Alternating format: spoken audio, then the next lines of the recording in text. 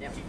Hi, I'm Steve Clemons. I run the foreign policy programs at the New American Foundation in Washington, and we're here to do a special project for the PalestineNote.com, which has just launched.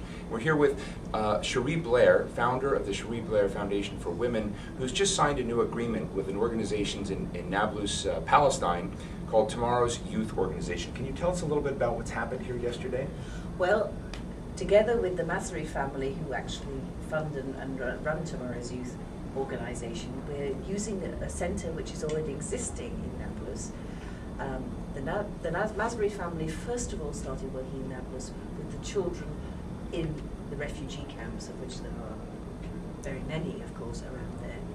And I went, having met them in Washington, to see the work they were doing there. When I went there, I met two different groups of people. The first group of people I met were the mothers of the children themselves, and these were women who didn't have a great deal of education and who previously had been able to contribute to their family, sometimes support their family by working in Israel in fairly low-level jobs. But now those jobs really were not available to them, and they really had nothing in order to contribute to their family. And when they saw me, they were saying, I don't care what it is, I just want to do something to help support my children and feed my children. And then I went along, and I also saw another group that Tomorrow's Youth were working with, which were the young adults, young girls who actually were at the university. And at the university, they were studying various things, including some of them were studying business skills. And they were coming to the end, and I was asking them what they're going to do next. And they said to me, well, the boys tend to go and work in other places in the Middle East, but we can't do that.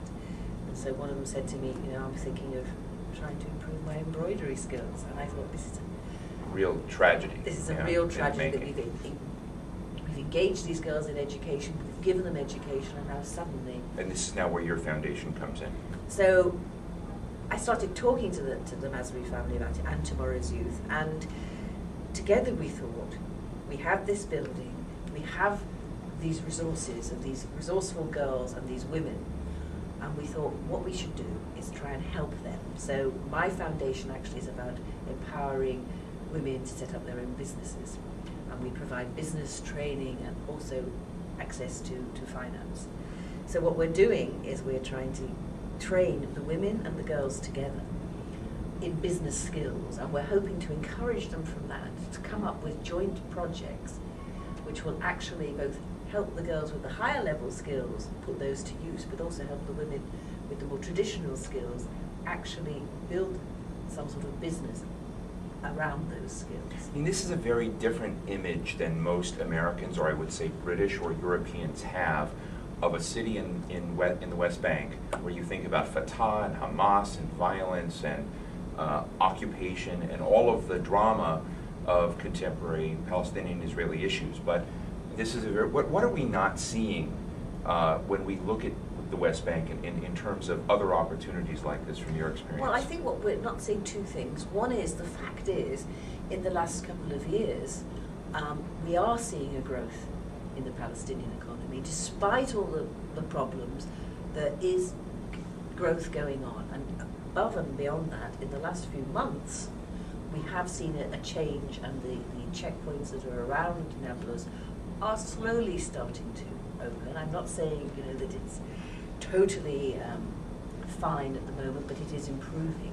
So there's an opportunity there. What we also don't see, I think, and we don't realise, is just the power of women.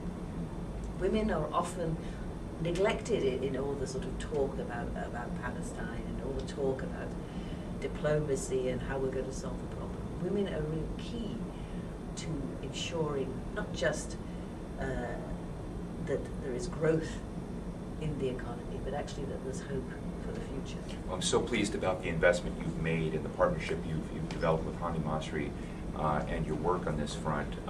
We are today at the New American Foundation hosting Hanan Ashrawi, in fact, on this. So thank you very much for talking to our viewers. I'm delighted, and thank you for having me. Thank you.